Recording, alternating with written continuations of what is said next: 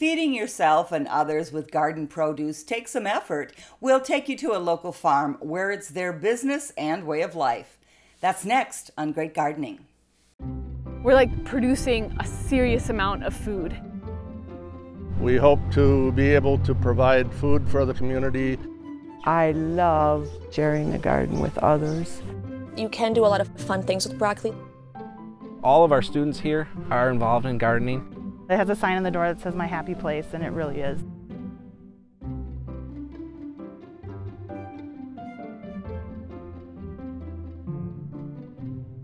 Hello and welcome to Great Gardening. I'm Pamela Fish, staying safe at home during the coronavirus pandemic, as are our experts, educator and horticulturist Bob Olin and garden professional Deb Burns-Erickson. Welcome back, you guys.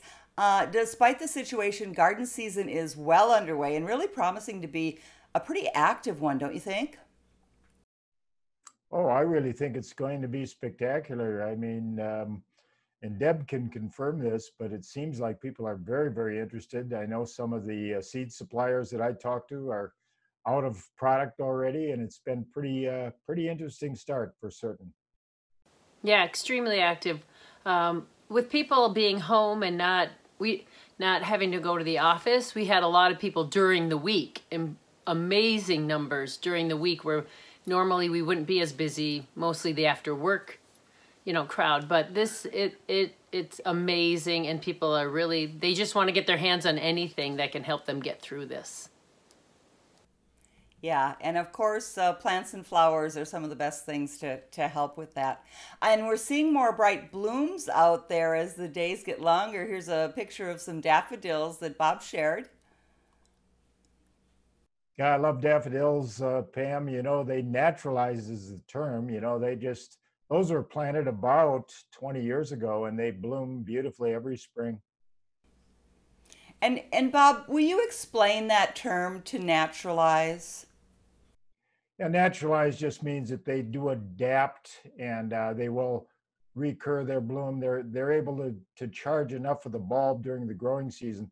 Some of the problems we have with other spring flowering bulbs like tulips is they tend to just kind of burn out. We really don't have sufficient summer growing season to adequately recharge the bulb. So you get a year or two, and you really have to replant them or treat them as annuals. But daffodils are one. And they're deer resistant, which amazes me because I've got a herd that takes just about everything down, and they leave the daffodils and the onions and the garlic alone. Other than those three things, they take just about everything else. Yeah. Well, that is a bonus of the daffodils, definitely. Well, right now we're going to take you to a small farm in Saginaw where they're building a life and business growing food. So yeah, welcome. This is Fairhaven Farm, a diverse vegetable farm that me and my wife run. I'm John Beaton. I'm Emily. We've got a lot of cool stuff going on here. We grow mixed vegetables for our CSA. We also grow bedding plants that we sell in the springtime. And we also bake bread, wood-fired bread. The type of farming that we're doing is, oftentimes it's referred to as market gardening. Kind of the basic concept is that we're operating on a really small scale, and we're planting really intensively, and we're taking and flipping our beds. So we're planting multiple crops in one bed. And the advantage of this is that we can produce a lot of food in a little bit of space. And you can create efficiency. So all of our beds are standardized.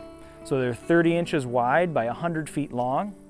That way it's easy to calculate a type of fertilizer, the drip irrigation, our row cover, all these different things are really easy to calculate how much we need. In season 3, we've got about 26 beds, I think. And then as we walk around the garden, you'll see that we have a lot of this black plastic laid down. And the purpose of that is to solarize the weeds and kill the weeds with minimal soil disturbance. Try to do minimal tillage, minimal soil disturbance. And so those black plastic tarps are really useful for that. And then we can reuse them for several years. Primarily we'll use our BCS, our walk behind tractor, and then a lot of hand tools, a lot of kind of super efficient, well-designed hand tools that, you know, minimize, again, soil disturbance. You know, you're disturbing the life in the soil, and that's really the foundation of a good productive field is, you know, the life, the microorganisms that are in the soil. Well, the CSA shares generally pick on Tuesdays for our Wednesday delivery. Make sure everything gets harvested and then has a chance to cool down in our big coolers. We got 4 different types of kale, all in that. So these are the kale. This is the cabbage. Cauliflower down at the end. Chard to your right there, and a couple wild kohlrabis. You can tell where the weeds got away from us. But we don't use any chemicals or pesticides, herbicides, anything like that. So we're growing according to the organic standards, but we do not have the certification yet. Well, that's one of the main reasons why I got just so hooked on farming, is that you deal with the best ingredients. I think that's what hooks people too, is they taste the difference. Yeah, once you taste farm fresh food, it's really hard to eat. It's hard to go back. To eat anything else. The type of garden or the field that we've set up is smaller and it's more accessible. I kind of feel like this is going to be necessary for the future. You know, so we're excited to be here and we're excited for the future, really.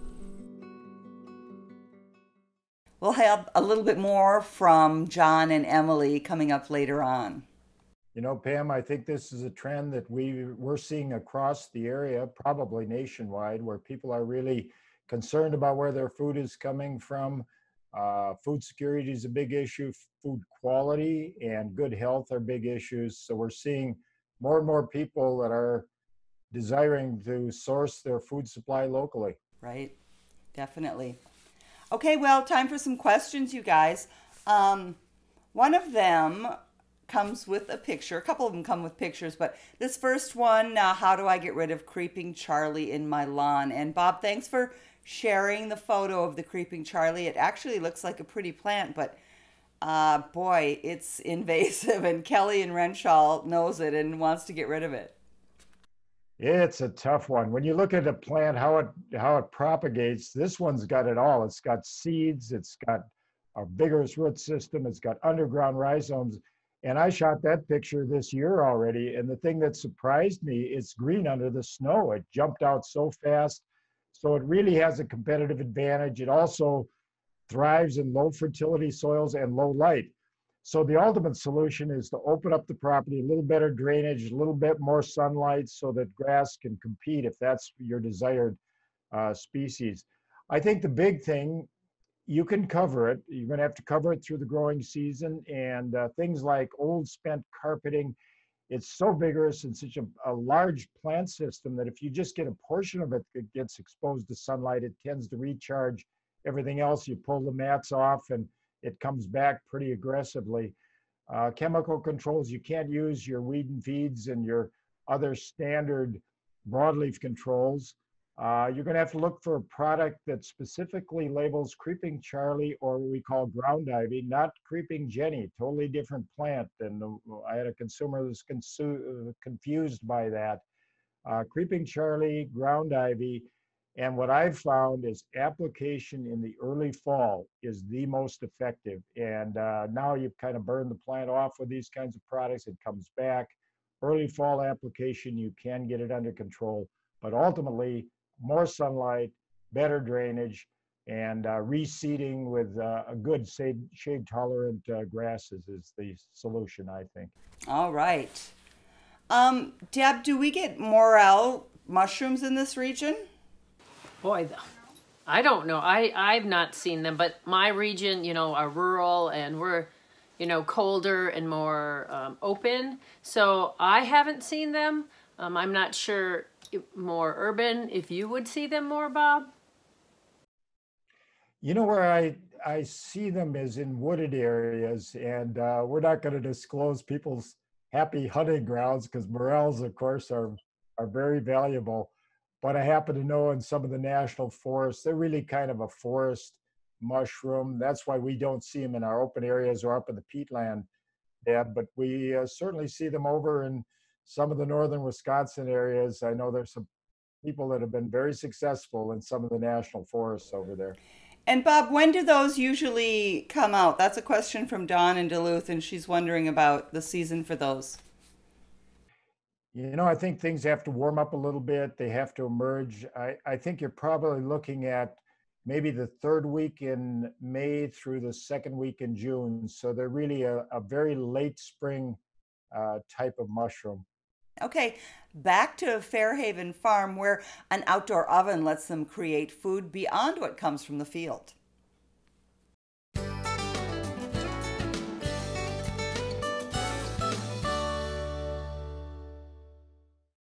It's a bread oven. That's the design. It's made to bake bread, but you can also make pizzas in it. Last year we were able to construct a wood-fired oven. It's amazing to make the dough and bring it all together, and it's just this really magical process of taking all these raw ingredients and coming out with this beautiful loaf of bread. So our flour we source from a farmer down in southern Minnesota. As compared to just flipping a switch and turning the oven on, this we have to preheat for about 4 hours to get it up to the right temperature. We can fit about 21 loaves of bread at one time in the chamber and bake about 20 loaves of bread at once. We can feed a small village with this oven. Perfect.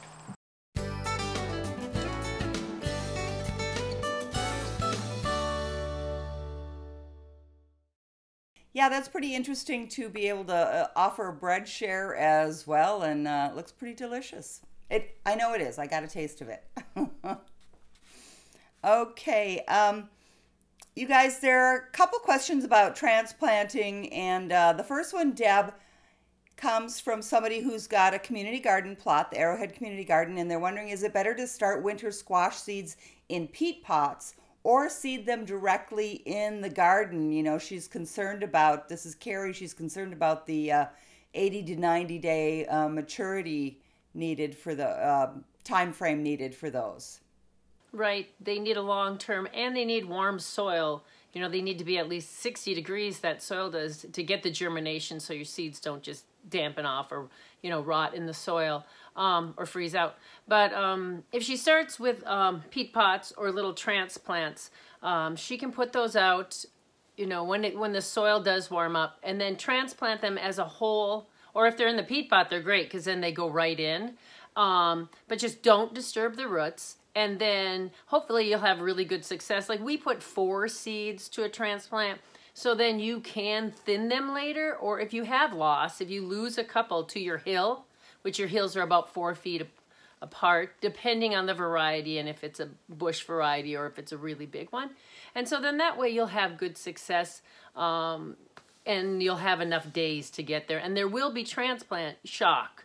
You know, that's a big thing when you transplant anything, but especially vine crop. And we like to add Epsom salt when we transplant, just to give it a little bit of green and just, you know, a little extra boost when we do it. Okay, cool. Well, maybe we'll take this other one too, and we can talk about it, because there, Crystal planted cauliflower, Brussels sprouts, and broccoli seedlings, which she says lost their green color after transplanting. They were under fluorescent lights in the house for a few weeks and then outside in the cold frame for a week. So what do we think's going on there? Well, from my perspective, that's cold weather shock. I mean, even though these are cold season plants, the temperature's been down in the low 20s, and to set them out this early, I would say for the most part, the earliest you want to set these transplants out is about May 15th. And then even cauliflower, which has that bud that is very sensitive to stress, including cold weather stress, I think closer to the end of May. So even though they're cool season crops, they like a little bit warmer. Okay. And Deb, you have a couple examples of those as well. Right. We have some starts that we're doing. Of course, we do a lot of cold crops because people want to get them out early. And it's funny, just a little sidebar. If you lose your tag or you don't know what it is, a lot of times your cold crops, the leaves will taste exactly like the mature veg.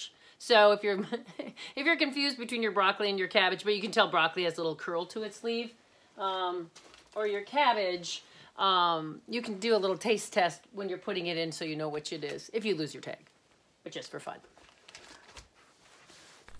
Great. Okay. We talked, I think it was last week or the week before, about blueberry plants. And somebody's got a follow-up question about, I think you had mentioned, Bob, aluminum sulfate or ammonium sulfate. Can you just clarify that? Certainly. What we're trying to do, of course, is principally acidify the soil, and that's where the sulfate comes from. Think sulfuric acid, and there's a conversion. But you've got either an aluminum ion or you've got an ammonium. The ammonium, NH4, is a nitrogen source for you, and it's not toxic. The problem with aluminum sulfate is aluminum is toxic to plants, and in a lot of repeated applications, you can get the accumulation of aluminum. One of the competitive advantages of blueberry is at lower pHs, it does resist aluminum toxicity, but the term is resist. So why add more aluminum when you can use an ammonia, which gives you the nitrogen component, and you don't have to worry about aluminum toxicity. But you do see in a lot of acidifying agents, aluminum sulfate being used as the acidifier. I would, again, read the label very carefully and look for ammonium sulfate. Then you don't have any trouble with your blueberries. Excellent. Thank you for that follow-up explanation. And Deb, Paula's wondering, where can I get a rain barrel? I've been wondering that too. Wow. I think there are probably lots of places, right? I mean, the box stores have them. They used to be available everywhere, and they were being distributed as a rain conservation tool, and then it started to rain, and all of a sudden we're trying to get rid of the extra water. I have actually seen some on the roadside where people are trying to get rid of them now. So I think maybe taking a look, looking at Craigslist, perhaps contacting our sanitary districts that used to distribute them, and perhaps there is a supply someplace. Okay, great. This was kind of an interesting one about a ground cover between your rows of berries and vegetables in the garden. Kay from Duluth is wondering about using clover for that. I just asked Deb if she had thoughts. Clover is, of course, one of the acceptable ground covers. You have to be a little careful. It will freeze out. It's not quite as competitive against other weeds. Personally, maybe a mix of rye. Rye is one of our go-to favorite ground covers, but it's not quite as permanent as clover. Clover is going to be, I think, fine. It gets a little aggressive, but that maybe in combination with rye or another grass would be a good idea. And in this case, if it's permanent in the rows, she wants to select a perennial rye. Now, ryes are bunch grasses, so it's not going to run out into your plants like a bluegrass or quackgrass would. So a perennial rye with a good hardy clover would be a good combination. Gardeners also share with us pictures of plants and flowers that bring them joy. Here's this week's Grow and Show. In Solon Springs, Wisconsin last summer, the tomatoes topped their all-time height in Jerry's garden. They stand staked in front of a vigorous group of sunflowers and near some strategically placed beehives. The cabbage and other cold season crops fared well too, as did the melon, thanks to mid and late season heat. Jerry says the bees are very welcome to spend time in his garden anytime, and he hopes for the same success this season. If you have season successes you'd like to share, send photos to greatgardening@wdse.org and let us show what you grow. Okay, well, you guys keep those pictures coming. There's some beautiful ones there and lots of stuff coming up now. So it's getting close to time where we'll start seeing pictures for Grow and Show that were grown this season. Let's get to a few more questions, you guys. One of them comes with a picture, and it's really interesting. These peppers were grown in the greenhouse last season. They got some odd russeting on them. Some of them even split open. That's from Kristen.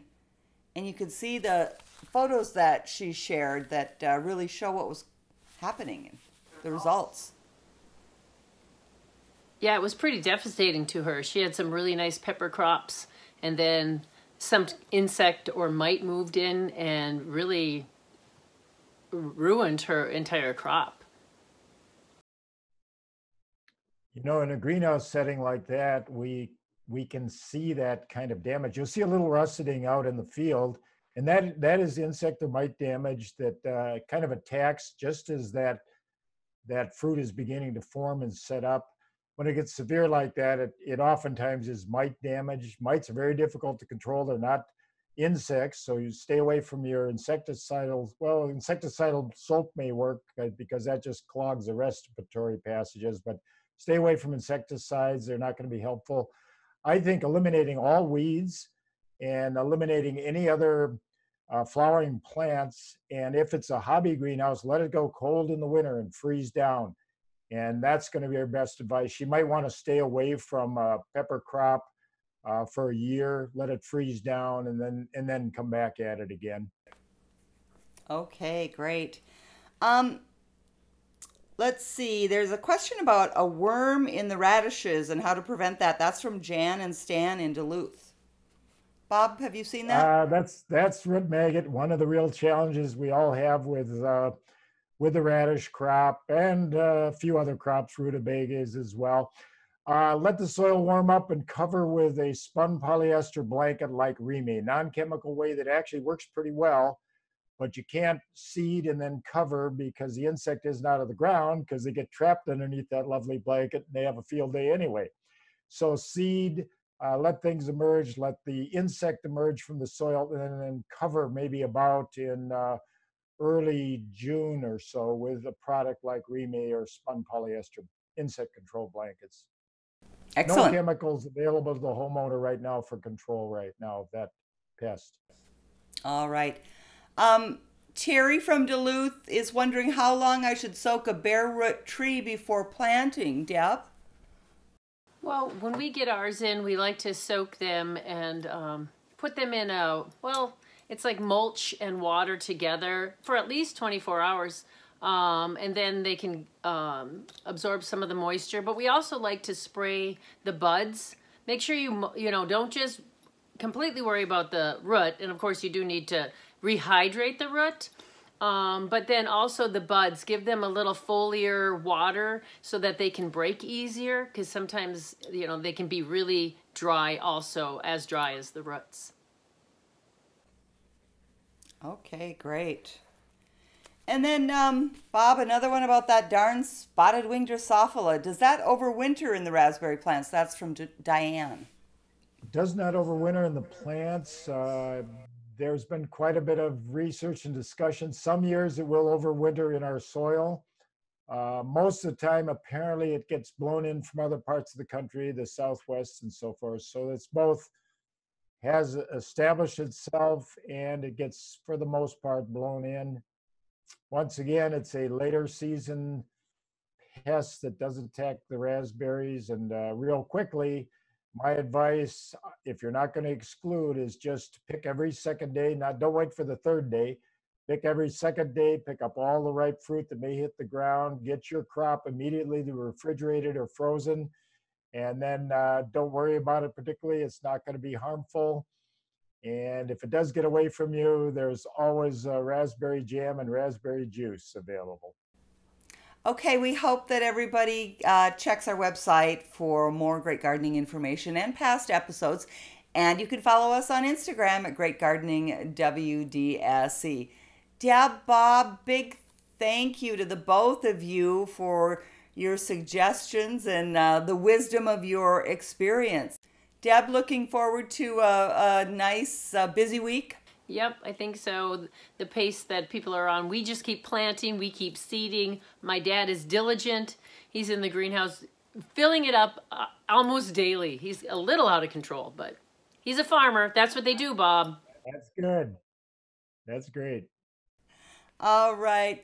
Well, thanks again, you guys. And from all of us here at Great Gardening, please stay well and enjoy the garden.